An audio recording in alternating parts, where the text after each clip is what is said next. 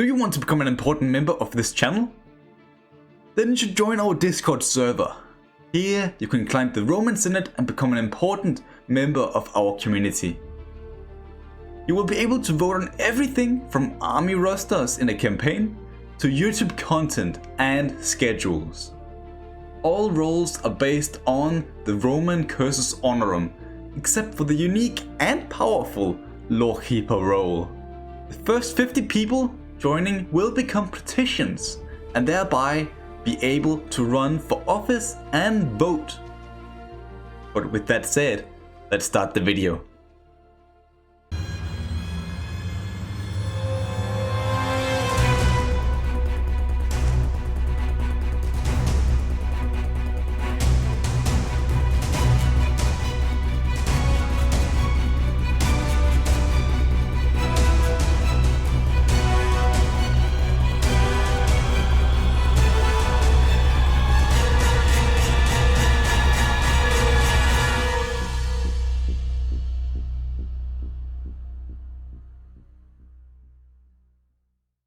Gone. Just like that. The Carthaginians have just unleashed their worst nightmare. Rome was in outrage, with Aemilius Pappus and Lucinius being the most noticeable.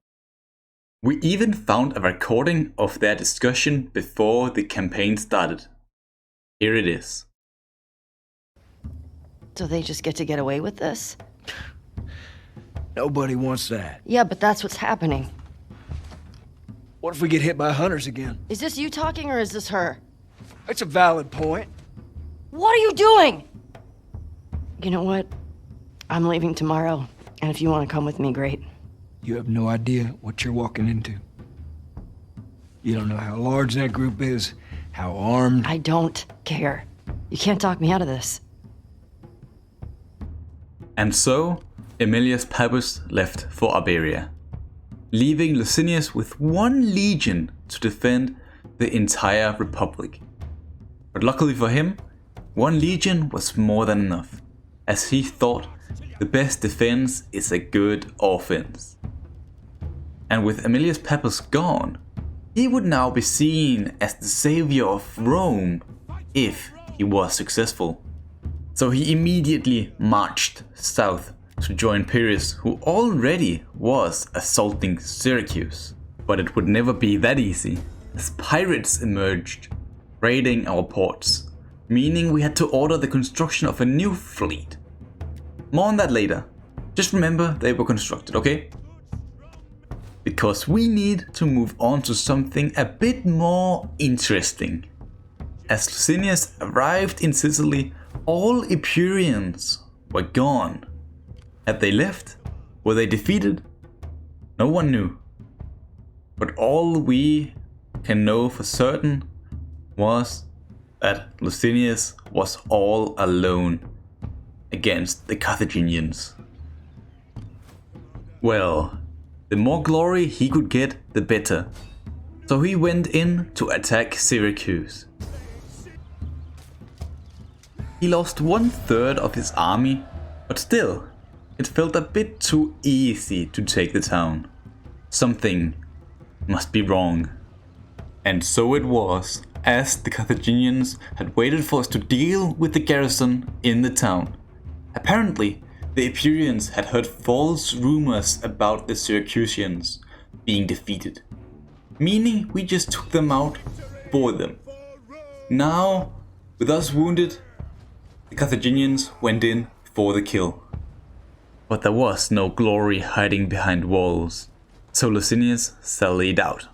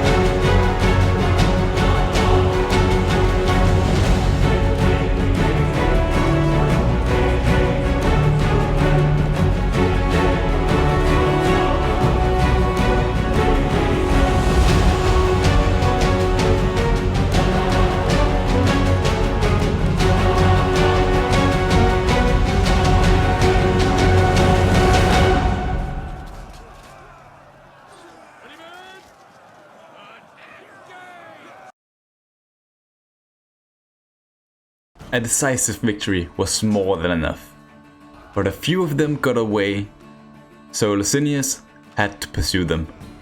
At this point, the losses were too much for him to move forward, and he couldn't return to Italy to replenish, so he had to strike a deal with the locals.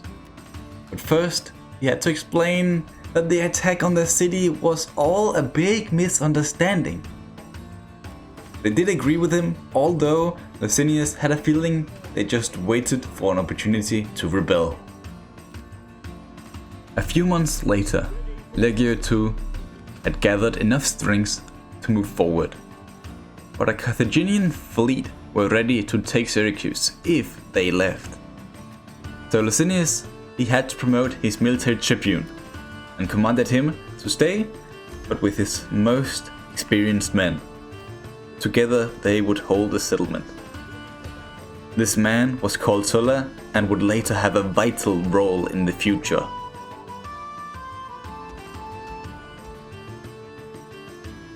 Staying in the present, Lucinius was now ready to move out against Acragas.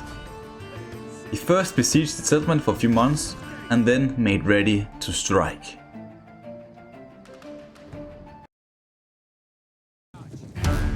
The Roman units would make the main assault while the local Sicilians attacked the town from the right.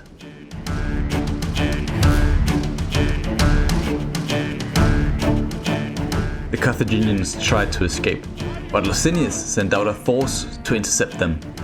Here the battle would begin.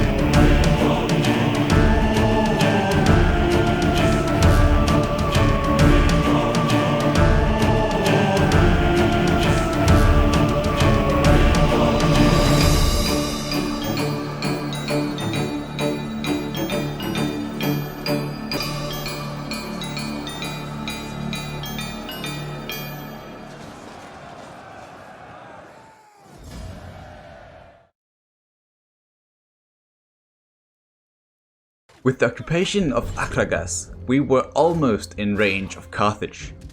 There was just one small problem.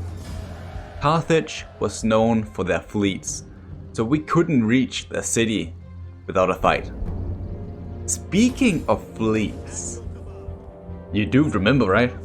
Caecilius Strabo was having a lot of trouble with the pirates back north. So instead of fighting them, he struck a deal. They would only raid the Illyrian coast, and we wouldn't have to send all our forces after them. On his way down to Lucinius, he met a Carthaginian fleet. Well, who knows what they were doing there? My guess is they were trying to finish off Epirus. It would be reasonable for them to take out one of their main enemies, the ones who started the war. But it did not matter, as their ships joined Neptune and the spirits were flying to Pluto. When Lucinius learned of the destroyed fleet, he immediately got an idea. He would send Strabo down to blockade Carthage, while he himself prepared for an invasion of Corsica and Sardinia. All he had to do was just take one more town in Sicily.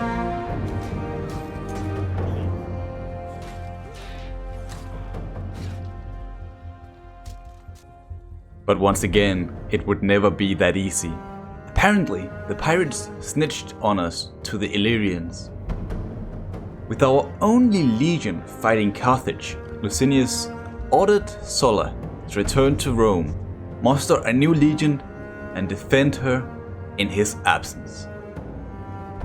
For now, we need to keep our focus on our current threat, Carthaginians were trying to sneak an invasion force through our blockade.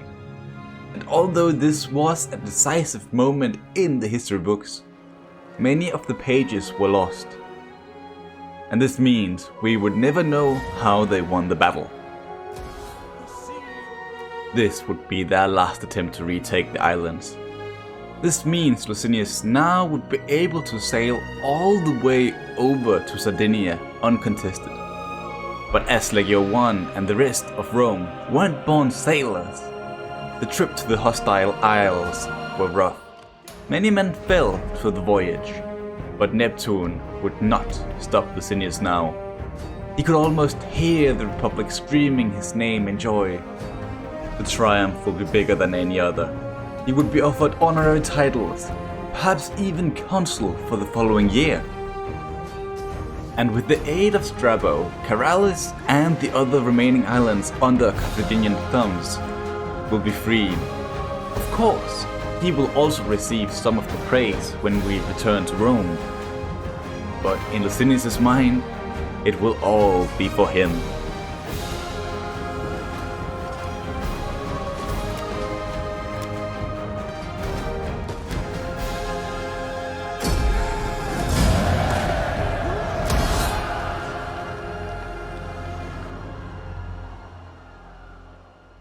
While Lucinius was going power hungry on the islands, we need to see how Sulla was doing in his objective in dealing with the Ardii, the Illyrians back north.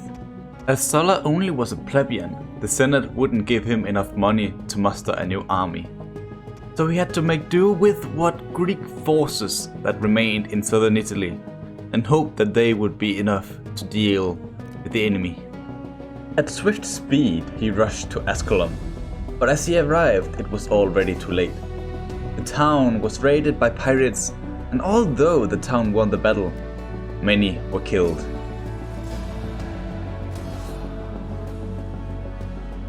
Sulla neither could or would let the same fate happen to Batavium, where another Illyrian raiding party was closing in. So he inspired his men to move faster than Mercury himself.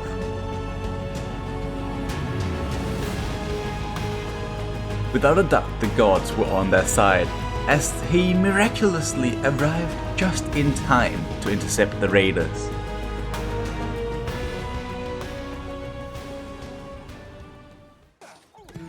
It was a sounding victory.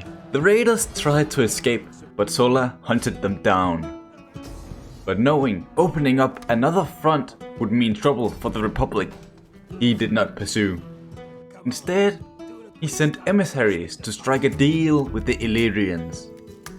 They reluctantly agreed, as Pyrrhus had taken Epidamnos from them a few weeks earlier, and thereby they were unable to keep fighting against us. A peace deal was made.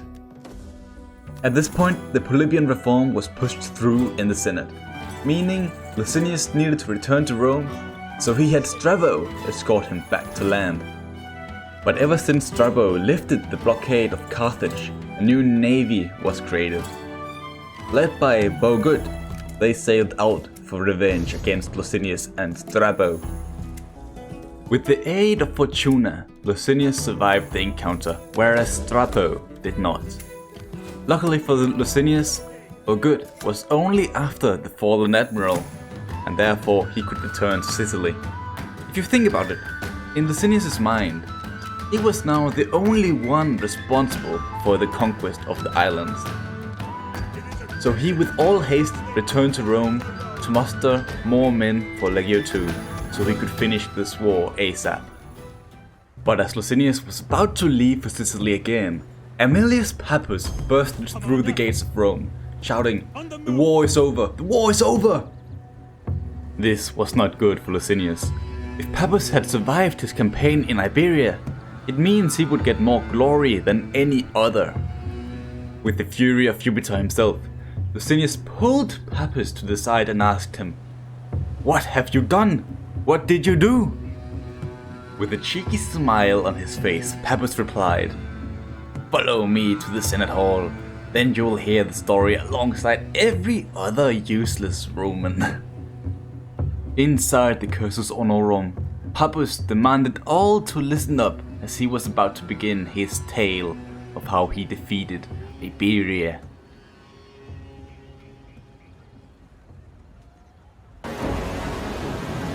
My legions march north. The nights grow long and the wolf grows hungry. Rome demands blood.